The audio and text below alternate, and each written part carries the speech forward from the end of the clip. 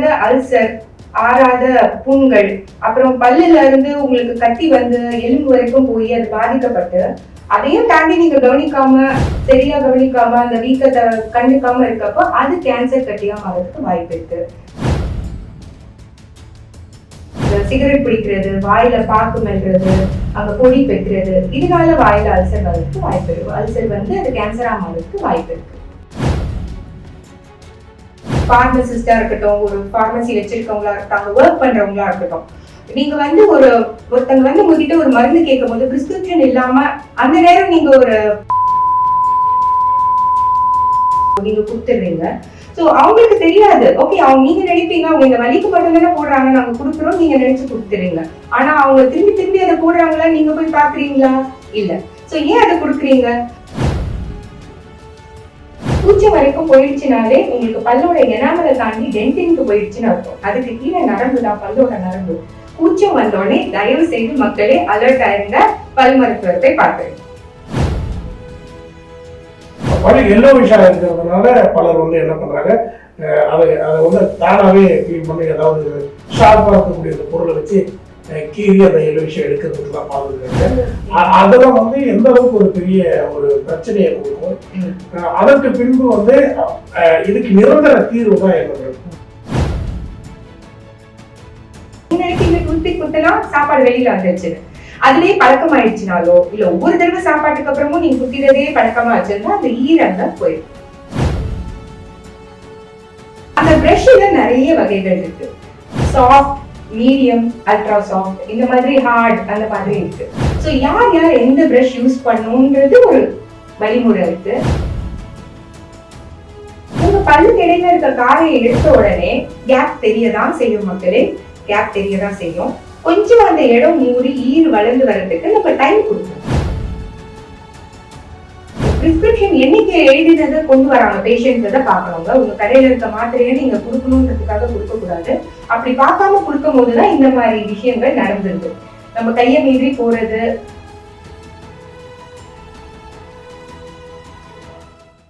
கேளகம் நேயர்களுக்கு வணக்கம். இந்த நிகழ்ச்சியில நம்ம சந்திக்கக்கூடிய முக்கிய சிறப்பு விருந்தினர் யாரும் பாத்தீங்கன்னா டென்டல் டாக்டர் கீதா பிகா நம்முடன் இணைந்திருக்காங்க.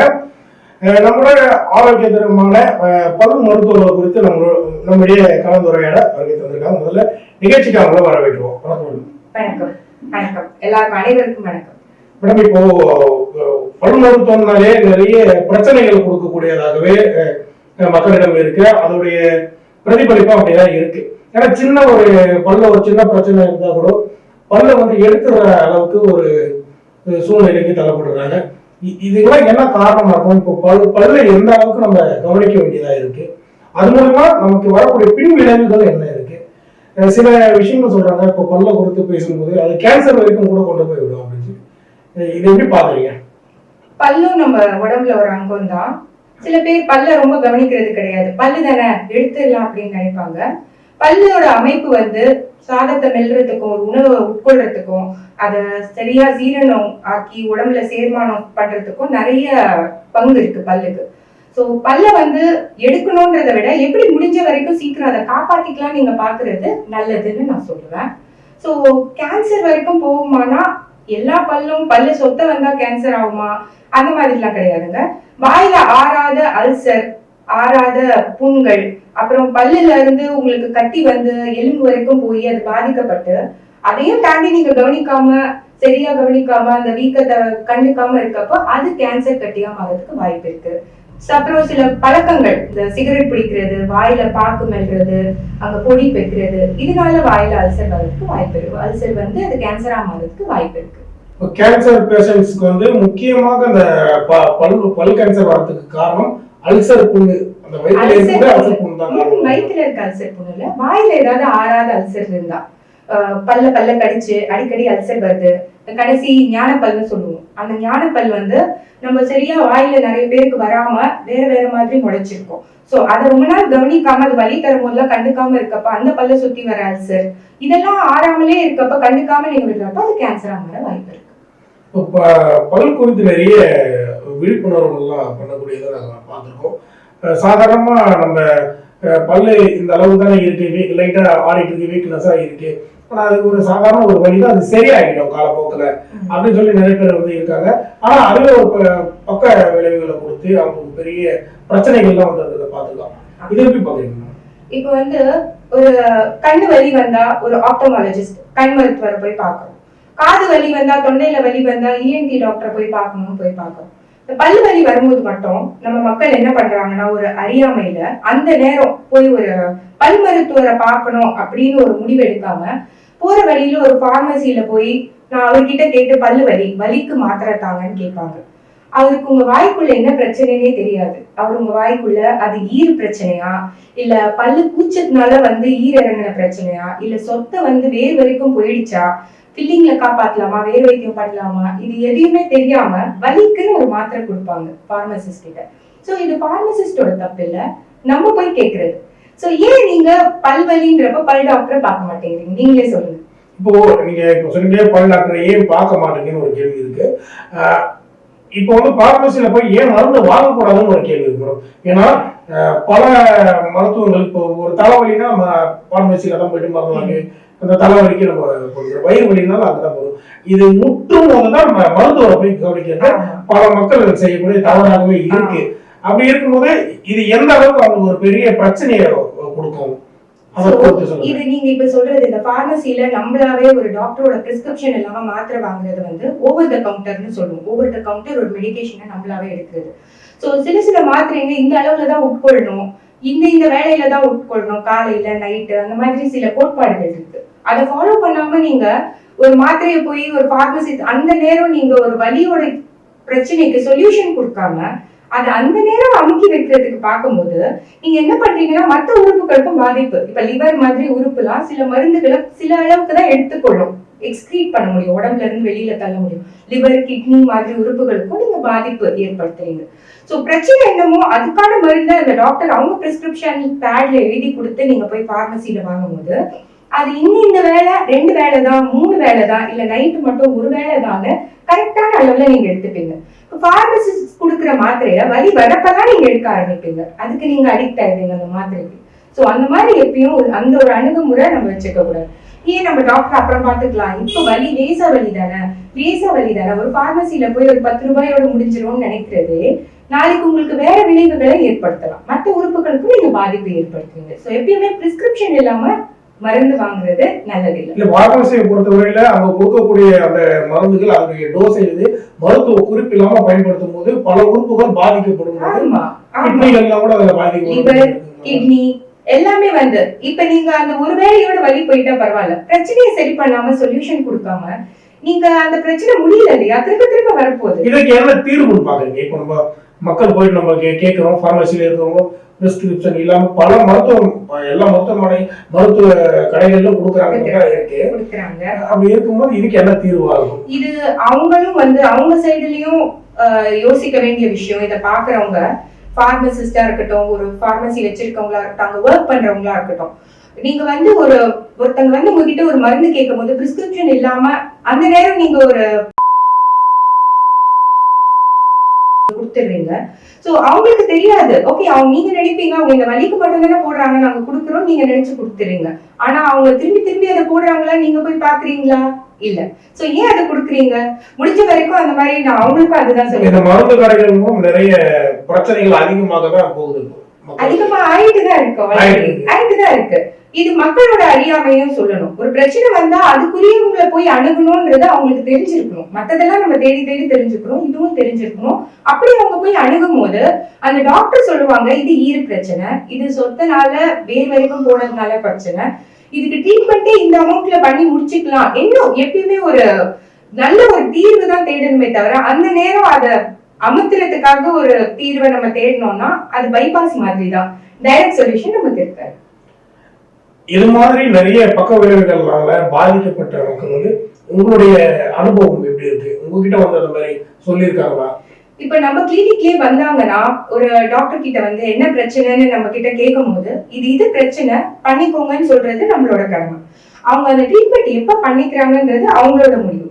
நம்ம அவங்கள இன்னைக்கே பண்ணிக்கணும்னு எந்த டாக்டரும் அவங்கள வலியுறுத்துறது கிடையாது. சோ அப்படி அவங்க அந்த முடிவை எடுக்காம எனக்கு இப்ப மருந்து மட்டும் கொடுங்க, நான் இன்னொரு நாள் வரேன்னு சொல்லுவாங்க. நம்ம பிரிஸ்கிரிப்ஷன் எழுதி கொடுப்போம், அவங்களுக்கு இருக்க பிரச்சனைக்கான மருந்து. நம்ம எழுதி கொடுக்குற மருந்து ஒரு பிரச்சனைக்கு இருக்கும், நாளைக்கு அவங்களுக்கு பல்லுல வேற ஒரு பிரச்சனை வரும்போது இதே பிரிஸ்கிரிப்ஷன்ல இருக்க மாத்திரைய போட்டோ எடுத்துட்டோ பார்மசிக்கு கொண்டு போய் அவங்க வாங்கி ரிப்பீட்லயே போயிட்டு இருப்பாங்க. பாட்டு எப்படி பிடிச்ச பாட்டை ரிப்பீட்ல கேட்கவும் ரிப்பீட் மோட்ல அதை போட்டுட்டே இருப்பாங்க. அடிக்கடி வந்து மருத்துவர் பார்த்துக்கிட்டே இருக்கோம், அவங்க கொடுக்கக்கூடிய அந்த சஜெக்ஷன் கேட்டுக்கிட்டே இருக்கும். அடிக்கடி வந்து பார்க்க வேணாம், வந்து பாருங்க, என்ன சொல்யூஷன் சொல்றாங்களோ அதை தீர்வு பண்ணிக்கோங்க. அப்படி உங்களால அந்த தீர்வு ஒரு வேர் வைத்தியம் சொல்றாங்க, என்னால அதுக்கான அமௌண்ட் ஒரு அஃபோர்ட் பண்ண முடியல, எனக்கு அது சரிப்பட்டு வராதா, பல்ல எடுத்துக்க பாருங்க, எடுத்தாலும் அதை கட்ட வேண்டி வரும். சோ என்ன சொல்யூஷனோ most of the time sir, நீங்க பல்ல வந்து 2 வேளை விளக்கி கரெக்டா வந்து ஒரு 6 மாதத்துக்கோ இல்ல ஒரு அதிகபட்சமா 1 வருஷத்துக்கு ஒரு தடவை கிளீனிங் பண்ணி வச்சுக்கிட்டீங்கனாலே மோஸ்ட் ஆஃப் த பிரச்சனையில இருந்து நீங்க தப்பிச்சிடலாம். நைட்டு சாப்பிட்டதுக்கு அப்புறம் பல்லு தேய்ச்சிடுறது, ஒவ்வொரு சாப்பாடோ இல்ல ஒரு சாக்லேட் ஐஸ்கிரீம் எதுனாலும் சாப்பிடுங்க, சாப்பிட்ட உடனே வாயை கொப்பிடிச்சிடுங்க.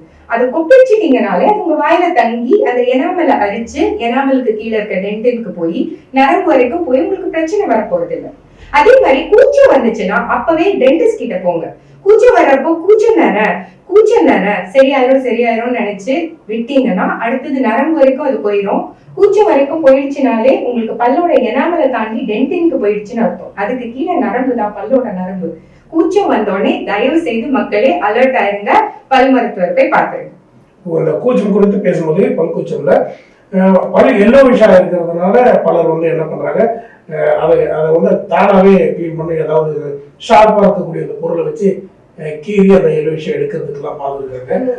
அதெல்லாம் வந்து எந்த அளவுக்கு ஒரு பெரிய ஒரு பிரச்சனையை கொடுக்கும். அதற்கு பின்பு வந்து இதுக்கு நிரந்தர தீர்வு தான் என்ன பண்ணும். ஏன்னா நிறைய மருத்துவ குறிப்புகள் பார்க்கணும். இப்ப நீங்க வந்து இணையத்துல பார்த்தாலே தெரியும், அந்த மஞ்சள் பல் மாறணும்னா நிறைய மருத்துவ குறிப்புகள் இருக்கு. அதை பார்த்துட்டு நிறைய பேர் அந்த மாதிரியான முடிவுகள் எல்லாம் எடுக்கிறாங்க. இதுக்கு வந்து ஒரு இதெல்லாம் இப்படி இருக்கக்கூடாது, இதுதான் இதுக்கு ஒரு சரியான சொல்யூஷன் அப்படின்னா என்ன? நல்ல கேள்வி சார், இது நீங்க கேட்டது நல்ல விஷயம், மக்களுக்கு கொண்டு போய் சேர்க்க வேண்டிய ஒரு விஷயம். நிறைய பேர் தன்னோட பல்லோட கலரையே அக்செப்ட் பண்ணிக்காம இருக்கீங்க. அவருக்கு சொல்றதை விட உங்களுக்கே சொல்றேன், இருக்கீங்க. பல்லு வந்து இந்த ஒரு ஆர்பிட் ஒயிட் மாதிரி வெள்ளையா இருக்கிறது பல்லோட கலர் கிடையாதுங்க. பல்லுக்கு நிறைய ஷேட்ஸ் இருக்கு, டிஃப்ரெண்ட் ஷேட்ஸ் ஆஃப் எல்லோஸ் இருக்கு, சரிங்களா? சோ உங்களோட பல்லுல உங்களுக்கு ஒரு திருமணம் ஆக போகுது, உங்களுக்கு அது கான்பிடன்ஸை பாதிக்குது, நிறைய பேர் முன்னாடி பேசும்போது அப்படின்ற பட்சத்துல கல்யாணத்துக்கு முன்னாடி ஒரு 20 வயசு 25 வயசு வரைக்கும் அந்த கலரை பத்தி கவலைப்பட்டா பரவாயில்ல. இப்ப உங்களுக்கு ஒரு குறிப்பிட்ட வயசு ஆயிடுச்சு, உங்க பல்லு கலர் இதுதான் எல்லாருக்கும் தெரிஞ்சிடுச்சுன்னா உங்களை நீங்க முதல்ல அக்செப்ட் பண்ணிக்கோங்க. உங்க பல்லு கலர் ஒயிட்டா பியூர் ஒயிட் பல்லோட கலர் கிடையாது, yellowish, mild yellowish to little ஒரு மீடியம் yellowish டோன்ல நிறைய டோன்ஸ்ல பல்லோட கலர் இருக்கும். சோ அத போட்டு பின் போட்டு கீறதோ இல்ல நிறைய பேர் ப்ளீச்சிங் பத்தி கேட்பாங்க, என் பல்லு கலர் எனக்கு பிடிக்கல, கூட இருக்கவங்க இதெல்லாம் வெள்ளையா இருக்கு. சரி, நீங்க கவனிச்சீங்கன்னா கூர்ந்து கவனிச்சீங்கன்னா நிறைய பேருக்கு டிஃப்ரெண்ட் ஷேட்ல பல்லு இருக்கும். ஒயிட் கலர்ல வரணும்னு உங்களோட நோக்கமா வச்சுக்காதீங்க, உங்க பல்லு வெள்ளையா இருக்கணும் அப்படின்றத உங்களோட குறிக்கோளா வச்சுக்காதீங்க. பல்லு ஹெல்த்தியா இருக்கான்னு பாருங்க. அண்ட் இந்த டூத் பிக் கேட்டீங்க, அதுவும் ஒரு முக்கியமான கேள்வி. நிறைய பேருக்கு பல்லு இடுக்குல சாப்பாடு மாட்டிக்கிச்சுனாலோ இல்ல இந்த வெள்ளையா ஏதோ மஞ்சள கார மாதிரி இருக்குன்னு தெரிஞ்சாலோ டூத் பிக்கை போட்டு உள்ள குத்திட்டே இருப்பாங்க. அப்படி நீங்க பண்றப்போ 2 பல்லு அதுவும் தப்பு. பிரியாணி கறக்காரங்க இருந்தீங்கன்னா பாத்துக்கோங்க, அது கொடுக்காதீங்க. போய் அவங்க பிரஷ் பண்ணட்டும் இல்லைன்னா வாய் கொப்பளிக்கட்டும், சரிங்களா? சோ அது என்ன ஆகுதுன்னா, நீங்க அந்த டூத் பிக்க குத்துறப்ப நீங்க நிறைய நல்ல கேள்வி கேட்கறீங்க, மக்களுக்கு போய் இது சேர வேண்டிய விஷயங்களா கேட்கறீங்க. சோ டூத் பிக்க குத்தும் போது நீங்க அங்க இருக்க அழுக்கு எடுக்கிறீங்கன்னு நீங்க நினைக்கிறீங்க. பல் இடுக்குல ஈர அழகா வந்து சேரும் சார், அந்த அழகா ஒரு ட்ரையாங்கிள் ஷேப்ல வந்து சேரும், பெஸ்ட்னு சொல்லுவோம். எப்படி தோரணம் கட்டுறோமோ அந்த மாதிரி அழகா அது போய் பல் இடுக்குல சேர்ந்து இருக்கணும். அதுதான் ஒரு கரெக்டான அமைப்பு. நீங்க அந்த டூத் பிக் அங்க குத்துறப்போ நீங்க நினைக்கிறீங்க அந்த இடுக்குல இருக்க உணவு பொருளை அகற்றீங்கன்னு, ஆனா அப்படி இல்ல. அங்க இருக்க அந்த ஈர பல்லுக்கு நடுவுல இருக்க அந்த ஈரை டிஸ்டர்ப் பண்றீங்க. அது அந்த பல்லோட சேர்ற இணைப்பை நீங்க துண்டிச்சு விட்டுறீங்க. போ நாளடையில என்ன ஆகும்னா, ஏன் என் பல்லுக்கு நடுவுல கருப்பா கேப் இருக்கு, ஈர் இறங்கி போய் நீங்க யோசிப்பீங்க. அது நீங்க தான் பண்ணிருக்கீங்க. அது சேரவே சேராத குச்சி வச்சு குத்தும் போது சிக்கி கொண்ட உணவு பொருளை எடுக்கும் போது அந்த நேரத்துல வெளியே வந்துடுது. அதுக்கப்புறம் அந்த கேப் அப்படியே தொடர்ந்துகிட்டே தான் இருக்குமா? நீங்க காயப்படுத்துறீங்க இல்லையா அந்த ரணம், நீங்க ரெகுலரா அந்த இடத்த பண்ணும்போது, இப்ப நீங்க ஒரு கடவா பல்லு கிட்ட குத்திட்டே இருக்கீங்க, அது திரும்ப எந்த ஒரு பிரச்சனையா இருக்கட்டும் நம்ம உடம்பு தானாவே அதை ஆத்திக்க ட்ரை பண்ணும், ஆத்திரும், அதுக்கு அந்த இயல்பு இருக்கு. ஆனா நீங்க ரெகுலரா அதை குத்திட்டே இருக்கும் போது அது அந்த அட்டாச்மெண்ட்னு சொல்லுவோம், நாங்க அட்டாச்மெண்ட் லாஸ்ன்னு சொல்லுவோம், அது போயிடும். அந்த அட்டாச்மெண்ட் லாஸ் போயிடுச்சுன்னா திரும்ப ரீஜெனரேட், திரும்ப உடம்பாலேயே அதை திரும்ப சரிப்படுத்திக்க முடியாத தன்மைக்கு நீங்க அதை தள்ளிடுறீங்க. சோ உச்சம் வரும், இன்னும் சாப்பாடு போய் மாட்டோம். நீங்க நினைப்பீங்க டூத்பிக் குத்தலாம் சாப்பாடு வெளியில வந்துருச்சுன்னு. அதுவே பழக்கம் ஆயிடுச்சுனாலோ இல்ல ஒவ்வொரு தடவை சாப்பாட்டுக்கு அப்புறமும் நீங்க குத்திடதே பழக்கமா வச்சிருந்தா அந்த ஈரங்க போயிடும். இப்போ அந்த திடீர்னு வீங்கிறது, திடீர்னு அந்த பல்லுல வந்து ஒரு பெரிய ஒரு அதுல ஏதாவது அலர்ஜி மூலமா வர்றதா, என்ன காரணத்தினால வர்றது? இப்ப வந்து நீங்க ஒரு அழுத்தமான ஒரு உணவோ ஒரு நார் சத்து உள்ள ஒரு சிக்கன் மாதிரி உணவோ சாப்பிடும் போது நீங்க கொடுக்குற ஃபோர்ஸ், மெல்ற அந்த ஃபோர்ஸை வச்சு எந்த அளவுல அந்த போய் அந்த பல்லோய் மேலையும் பல் மேல இருக்க ஈர் மேலையும் போய் அழுத்தம் கொடுக்குது அந்த உணவுன்னு இருக்கு. சோ அது அந்த அழுத்தத்தை கொடுக்கும் போது அங்க போய் சிக்கிக்குச்சுன்னா உள்ள அது அந்த இடத்துல அந்த உணவு பொருள் இருக்க வேண்டிய இடம் கிடையாது, ஆனா அது போய் அங்க மாட்டிக்கிச்சு. ஒரு ஃபாரின் பாடி வெளியில இருந்து வந்து ஒரு பொருள் உள்ள மாட்டிட்டு இருக்கு.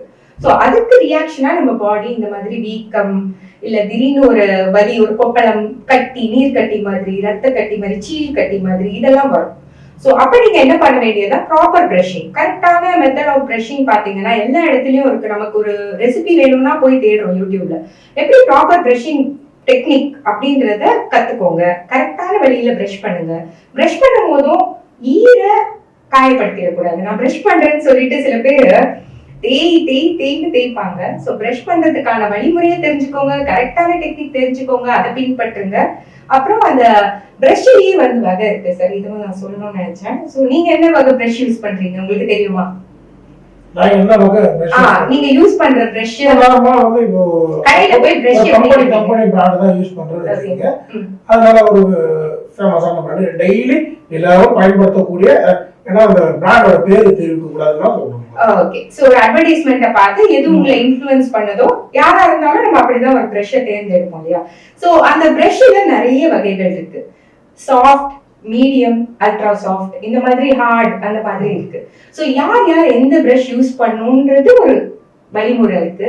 ஜென்ரலா கிளீனிங் போனீங்கன்னா ஒரு பல் மருத்துவர் உங்களுக்கு இந்த பிரஷ் நல்லது இல்லைங்க, சாஃப்ட் மாத்திக்கோங்க, உங்களுக்கு ஹார்ட் தேவைப்படுது, நிறைய அழுக்கு சேர்த்து ஹார்ட் யூஸ் பண்ணுங்க, இந்த மாதிரி நிறைய சொல்லுவாங்க.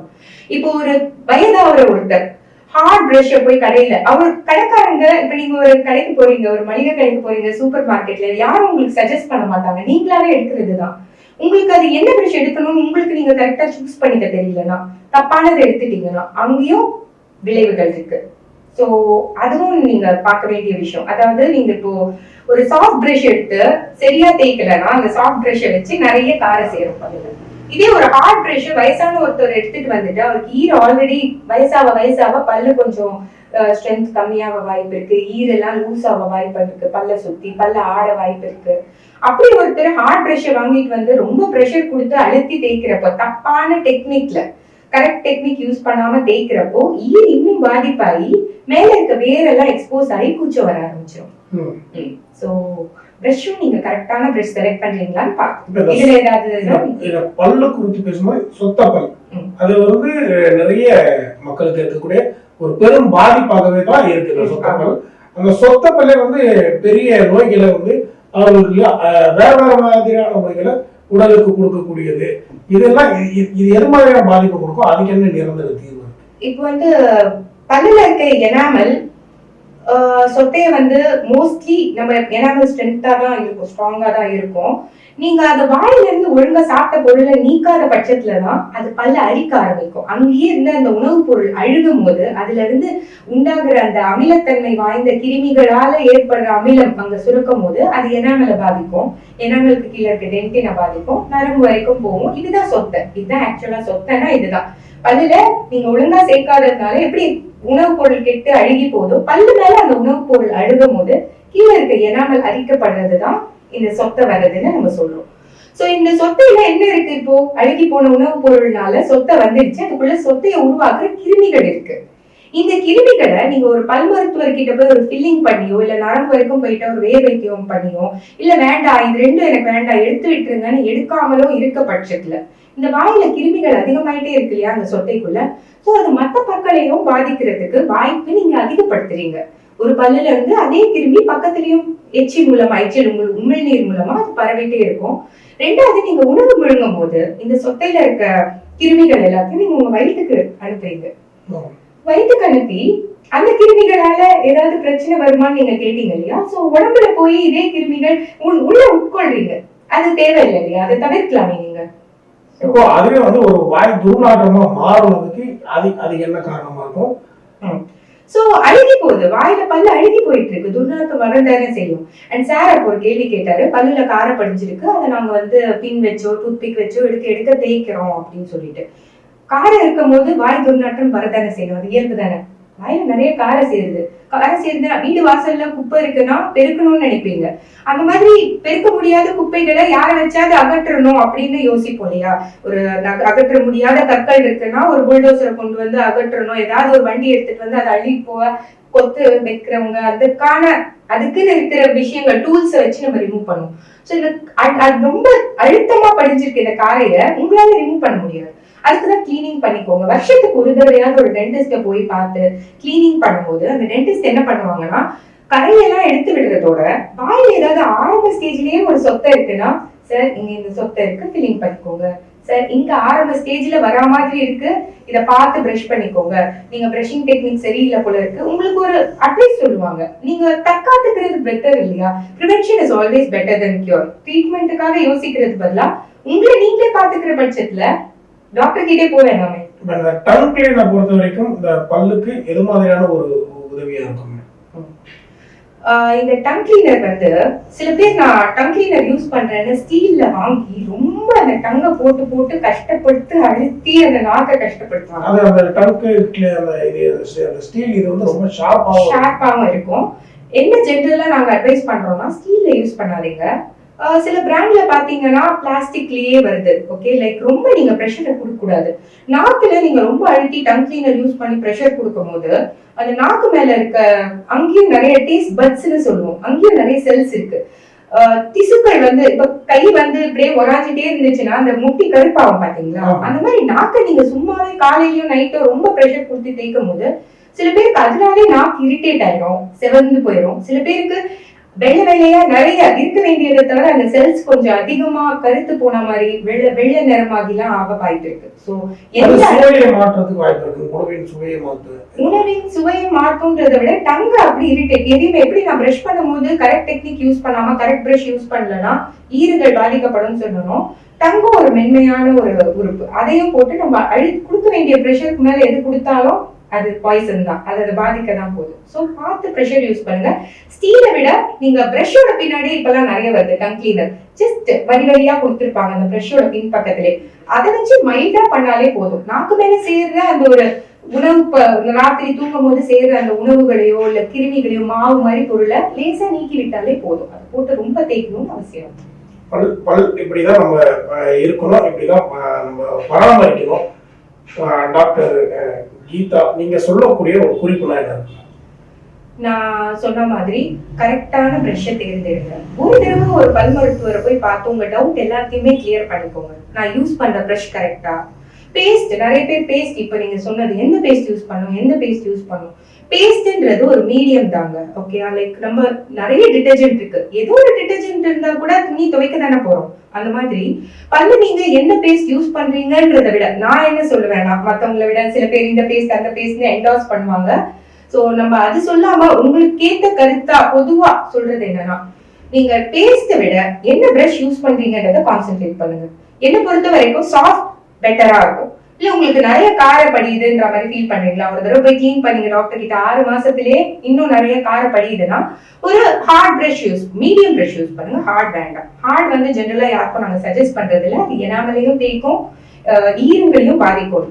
ரெண்டாவது, முடிஞ்ச வரைக்கும் ராத்திரி நேரத்துல வெதுவெதுப்பான தண்ணீர்ல, இப்போ ஒரு நான்வெஜ் சாப்பிடுறீங்களா இல்ல உங்க வாயில ஏதோ ஒரு சின்னதா உணவு மாட்டிட்டு லேசா அது பின் வச்சு குத்துனீங்க இல்ல ஒரு டூத் பிக் வச்சு குத்துனீங்க, அது அங்க இருந்து ரத்தம் வருதா, கல்லுப்பு ஒரு 2 கல்லுப்பு எடுத்து வெதுவெதுப்பான தண்ணியில போட்டு கொப்பளிங்க. உப்பை விட பெரிய மருந்து வேற எதுவுமே இல்லை. உங்களை நீங்களே வீட்லயே பாத்துக்கோங்க ஃபர்ஸ்ட், பிரச்சனை வர்றதுக்கு முன்னாடி. இதை தவிர்க்கிறதுக்கு சொல்றோம், நாங்க ப்ரிவென்ஷன் சொல்றோம் கேடிஎம் டிவில இருந்து மக்களுக்காக. சோ உங்க பல்ல நீங்க கரெக்டான பிரஷ் யூஸ் பண்ணிட்டீங்க. நைட்டு சாப்பிட்டதுக்கு அப்புறம் வாயில இருக்க உணவெல்லாம் நீக்கிடுங்க. ஒவ்வொரு வேளை உணவுக்கு அப்புறமும் எது சாப்பிட்டாலும், காஃபி, டீ, சாக்லேட், ஐஸ்கிரீம் எது சாப்பிட்டாலும் ஒரு வாய் தண்ணி எடுத்து ரின்ஸ் பண்ணி கொப்பளிச்சு முழுங்கிருங்க. துப்புணுன்னு கூட அவசியம் இல்லை, அது உங்களோட உமிழ்நீர் தான். முழுங்கிருங்க. அண்ட் பேஸ்ட், ஒரு பேஸ்ட் யூஸ் பண்ணுங்க, அதே ரெகுலரா யூஸ் பண்ணுங்க. ஒயிட் ஆக்கணும், இதெல்லாம் விட கரெக்டான டெக்னிக் நான் சொன்னேன் இல்லையா, நெக்ஸ்ட் நம்ம வீடியோல எப்படி தேய்க்கணும்ன்றத பார்க்கலாம்.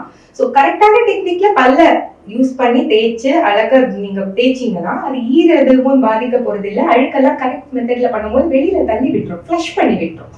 ஸோ அது பண்ணிக்கோங்க. மற்றபடி நீங்க இந்த பல்லெல்லாம் பின்னு வச்சு டூத் பிக் யூஸ் பண்ணி கிளீன் பண்ணாதீங்க. மருத்துவரை போய் பார்த்து அப்படி ஏதாவது பிரச்சனைனா கிளீன் பண்ணிக்கோங்க. உங்க எனாமலை நீங்களே கெடுத்துக்காதீங்க. இப்போ பல் டாக்டர் இன்னொரு முக்கியமான விஷயம் சார், இந்த இடத்துல நான் அதை சொல்லிக்க விரும்புறேன். மக்கள் வந்து நிறைய பேர் பல் டாக்டர் கிட்ட போய் நான் பல்ல தேய்ச்சி விட்டுருவாங்களா, நான் என் பல்லு அழகா ஸ்மூத்தா இருந்துச்சு உள்பக்கம், அவங்க அதை எடுத்து விட்டோடனே பழமா வந்துருச்சு, பல்லெல்லாம் ஆட ஆரம்பிச்சிருச்சுன்னு சொல்லுவாங்க. நீங்க கேள்விப்பட்டிருக்கீங்களா? சோ இது என்னன்னா, உங்க பல்லுக்கு இடையில இருக்க காரையை எடுத்த உடனே கேப் தெரியதான் செய்யும் மக்களே, கேப் தெரியதான் செய்யும். கொஞ்சம் அந்த இடம் மூறி ஈறு வளர்ந்து வர்றதுக்கு நம்ம டைம் கொடுக்கணும். நம்ம உடம்பே அந்த ஈரை வளர்க்கறதுக்கு நம்ம கொஞ்சம் டைம் கொடுக்கணும். நீங்களே பாப்பீங்க நல்ல டிஃபரன்ஸ். இமீடியட்டா அப்படி ஒண்ணு சொல்லுவாங்க, போய் நிறைய பேர் சொல்லி விட்டுருவாங்க. இது நான் போய் பல்லு கிளீன் பண்ண கேப் வந்துருச்சு, நான் போய் பல்லு கிளீன் பண்ண அங்க எடாம போயிடுச்சான்னு தெரியல, உள்ள கேப்பா இருக்கு. அது எல்லாமே உங்களோட அழுக்கு, வாய்க்குள்ள இருந்து அழுக்கு. யாருக்குமே தப்பா இதை பரப்பாதீங்க, கிளீன் பண்ணிக்கோங்க. கிளீன் பண்றதுனால நன்மைகள் தான் அதிகம், உங்க எனாமல் பாதிக்கப்படாது. இப்போ மருந்து கடைகள்னால பாதிக்கப்பட்ட உங்களுடைய ஒரு உங்களுடைய ட்ரீட்மெண்ட் எடுக்கக்கூடிய ஒரு நோயாளி இந்த அளவுக்கு பாதிக்கப்பட்டிருந்தாரு, வந்து பெரிய சிரமத்தை நாங்கள் சரி பண்ணியிருக்கோம் அப்படின்னா என்ன? இப்போ எனக்கு ஒரு பேஷண்ட் இருந்தாங்க, வயசானவங்க ஜெனரலா மாத்திரை எடுக்கிறதா இருந்தா ஹெவி டோசேஜ் கொடுக்கும்போது வயிற்றுல அல்சர் வரக்கூடாதுன்னு நாங்க என்ன பண்ணுவோம், சாப்பிட்றதுக்கு 1/2 மணி நேரத்துக்கு முன்னாடி மாத்திரை இந்த மாதிரி சிலதெல்லாம் ப்ரிஸ்கிரைப் பண்ணி கொடுப்போம். இவங்க என்ன பண்ணாங்கன்னா, ஒரு மாத்திரையை மட்டும் வாங்கி, அந்த வலி மாத்திரையை மட்டும் வாங்கி ரிப்பீட்லயே போட்டு திடீர்னு ஒரு நாள் அல்சர் வந்துருச்சு, எனக்கு வயிறெல்லாம் வந்து இந்த மாத்திரை போட்டதுனால அல்சர் வந்த மாதிரி இருக்கு அப்படின்னு வந்தாங்க. நான் அவங்களை கேட்டேன், ஏன் அந்த மாத்திரை போட்டீங்க? நான் உங்களுக்கு 3 நாளைக்கு வலி இருக்கப்ப மட்டும் போடுறதுக்காக ஒரு 4 மாத்திரை எழுதி கொடுக்குறேன். அதை நீங்க வலி வரப்பெல்லாம் அந்த பிரிஸ்கிரிப்ஷன் அண்ட் பார்மசில என்ன பண்ணுவாங்கன்னா, எல்லாரும் இதை கடைபிடிக்கணும். என்ன டேட் அன்னைக்கு அந்த பிரிஸ்கிரிப்ஷன் எழுதப்பட்டிருக்குன்றத பார்க்க வேண்டியது முக்கியமான விஷயம். ஒரு பிரிஸ்கிரிப்ஷன் என்னைக்கு எழுதினது கொண்டு வராங்க பேஷண்ட்ன்றத பார்க்கணுங்க. உங்க கடையில இருக்க மாத்திரையை நீங்க கொடுக்கணுன்றதுக்காக கொடுக்க கூடாது. அப்படி பார்க்காம கொடுக்கும் போதுதான் இந்த மாதிரி விஷயங்கள் நடந்துருது. நம்ம கையை மீறி போறது, பேஷண்ட்ஸ்க்கு அதோட விளைவுகள் தெரியறது கிடையாது. முக்கியமான எல்லா பிரச்சனைக்கும் காரணம் பாத்தீங்கன்னா அறியாமைதான். இது நடக்கும்னு எனக்கு தெரியாது. சோ அவருக்கு வயிறுல அல்சர் வர ஆரம்பிச்சிருச்சு அண்ட் வயிறு வலிக்குது இந்த மாதிரி எல்லாம் சொல்லி ஒரு மாதிரி எரிச்சலா இருக்கு, நெஞ்சு எரிச்சலா இருக்கு. சோ அந்த மாத்திரை கொடுக்கும் போது நாங்க என்ன பண்ணுவோம்னா, ஹெவி டோஸ்ன்ற பட்சத்துல இந்த மாதிரி சாப்பிடுறதுக்கு முன்னாடி அந்த வயிறு புண்ணு வரக்கூடாது, எரிச்சல் ஏற்படுத்தக்கூடாதுன்னு கொடுத்துட்டு இந்த மாத்திரையை போட சொல்லுவோம். சாப்பிட்டதுக்கு அப்புறமா அவர் வலி வரப்பெல்லாம் போட ஆரம்பிச்சிருக்காரு. சோ இந்த மாதிரி எடுக்காதீங்க. மாத்திரையை எப்ப எடுக்கணுமோ டாக்டர் சொல்ற அந்த டைம்ல மட்டும் தான் எடுக்கணும். இந்த மாத்திரை சாப்பிட்டதுக்கு அப்புறம் தான் போடணும்னா சாப்பிட்ட அப்புறம் தான் போடணும். வலி வந்துருச்சு, நான் வெளியில இருக்கேன், எனக்கு வேலை செய்யணும்னு சாப்பிடாம வெறும் வயிற்றுல இந்த மாத்திரை போட்டீங்கன்னா அதோட விளைவுகளை நம்ம சந்திக்க வேண்டும். டாக்டர் சஜெக்ஷன் அடுத்த தினம் மருந்து கடையில அவங்களே வாங்கி அந்த மாத்திரை உட்கொள்ள ஆரம்பிச்சிருக்காங்க. எடுக்கிறாங்க, எல்லாருமே அப்படிதான் எடுக்கிறாங்க. இதை வந்து அவங்க கொடுத்து குழந்தைய ஸ்கூலுக்கு அனுப்பிடணும். குழந்தை அழுவக்கூடாது. ஒரு குழந்தை அழுதா டாக்டர் கிட்ட போய் என்ன தீர்வுன்னு அந்த குழந்தைக்கு கொடுக்கறத விட அழுகிற குழந்தை எப்படி அழுகை நிறுத்தலாம்னு சொல்லி அதை கொடுத்து அந்த குழந்தைங்களோட உடம்பு ரொம்ப சென்சிட்டிவா இருக்கும். அவ்வளவு டோசேஜ், ஹெவி டோசேஜ் எல்லாம் கொடுக்க கூடாது. நம்ம பல்லு வலினா கொஞ்சம் ஒரு மூடி ஊத்துனேன், பல்லு வலினா ஒரு மூடி ஊத்துனேன்னு ஊத்தி விட்டுட்டு அனுப்பிட்டு இருப்பாங்க. சோ இது என்கிட்ட அவங்க வரவே தேவையில்லை பிரச்சனைன்னு. குழந்தைக்குள்ள பிரச்சனை நடந்துட்டு இருக்கும், ஆல்ரெடி அதோட விளைவுகள் பாதிப்புகள் ஏற்பட ஆரம்பிச்சிருக்கும். இப்போ இந்த பல் வந்து ஒரு மனநோயை கூட கொண்டு வரோம் அப்படின்ற இதெல்லாம் மருத்துவ குறிப்பெல்லாம் பார்த்துருக்கோம். பல் வந்து பல நிறமங்கள் சம்பந்தப்பட்டது, மூளையை சம்பந்தப்பட்டது. பல் வந்து பல உறுப்புகளுக்கு நிறைய அந்த நரம்புகளோட கனெக்ஷன் இருக்கு அப்படிலாம் சொல்றாங்க, அதெல்லாம் உண்மையா? பல்லுக்குன்னு இருக்க நரம்பு பல்லுக்காக இருக்கு. உங்களுக்கு இப்போ பல்லுல வலி, இப்போ சில பேர் சொல்லுவாங்க பல்லு வலிக்கும் போது அது அவங்க காதுலயும் உணர்வாங்க. சில பேருக்கு கண்ணு கிட்ட எல்லாம் வலிக்கிற மாதிரி உணர்வாங்க. சோ தலைவலி உணர்வாங்க. என்னன்னா எப்பயுமே ரொம்ப ஒரு விஷயத்த கவனிக்காம அது ஆழமா போறப்போ அதோட பாதிப்பு உள்ள ஒரு சீல் மாதிரி ஃபார்ம் ஆகுதுன்னு வச்சுக்கோங்க. எக்ஸாம்பிளுக்கு இப்போ மேல சொத்த வந்து ஈர் வரைக்கும் நரம்பு வரைக்கும் போயிருக்கு. அந்த நரம்பு பாதிக்கப்பட்டிருக்கிறதுனால நரம்பு கொஞ்சம் வீங்குது. அந்த பல்லோட ரத்த நாளங்கள், பல்லுக்குன்னு சப்ளை இருக்கும் இல்லையா, ஒரு பல்லுக்கும் நரம்பு ரத்த நாளம் எல்லாமே இருக்கு. அது வீங்குறப்போ கொஞ்சம் ரணமாகறப்போ அதை சுத்தி இருக்க மசில்ஸ் தான் அதை அழுத்த ஆரம்பிக்கும். அதை சுத்தி இருக்க மற்ற உறுப்புகளோட காது, கண்ணு, தலை, உள்ள இருக்க எல்லாமே பாதிக்கப்படும். சோ அதெல்லாம் பாதிக்கப்படுறப்போ நம்ம நினைப்போம் காது வலிக்குது, என்னடா திடீர்னு காது வலிக்குது. அது பல்லுல உங்களுக்கு தெரிஞ்சிருக்காது. பல்லுக்கு மேல அந்த நரம்பு கிட்ட உள்ள பெரிய பெக்கல்னு சொல்லுவோம் நாங்க, வேருக்கு மேல அந்த சீலோ இல்ல ஒரு லேசா நீர் கோத்திருக்கிறதுனாலயும் நீங்க இதை ஃபீல் பண்ணுவீங்க. சோ பல்லுல ஏதாவது உங்களுக்கு, நான் இதான் சொன்னேன் இல்லையா, கூச்சம் வரப்பே ஒரு டாக்டர் போய் பாத்தீங்கன்னா நீங்க ஒரு ஃபீலிங்கோட அந்த பல்ல காப்பாத்திடலாம்.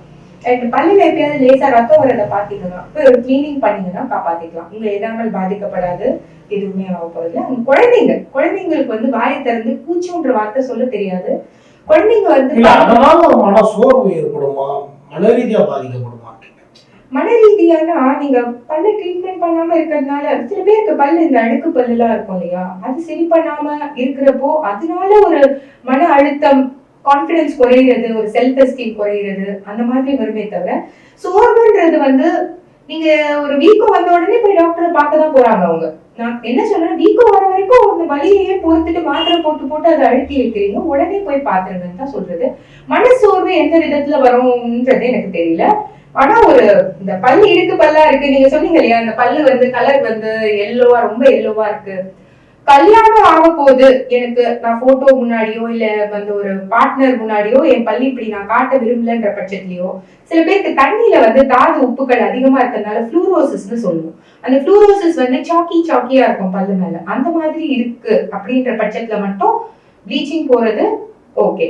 இல்ல எனக்கு ரொம்ப பாதிக்கப்படுறப்பா, எனக்கு என் பல்லோட கலர் பிடிக்கலன்னா நீங்க போலாம். ஆனா நான் சஜஸ்ட் பண்றது என்னன்னா, உங்களையாவே நீங்க அக்செப்ட் பண்ணிக்கலன்னா வேற யாரும் அக்செப்ட் பண்ணிப்பா. சோ உங்களை நீங்க அக்செப்ட் பண்ணிக்கோங்க. உங்க பல்லு கலர்ல உங்களோட ஸ்கின்லயே நீங்க கான்பிடென்ட்டா ஃபீல் பண்ணுங்க.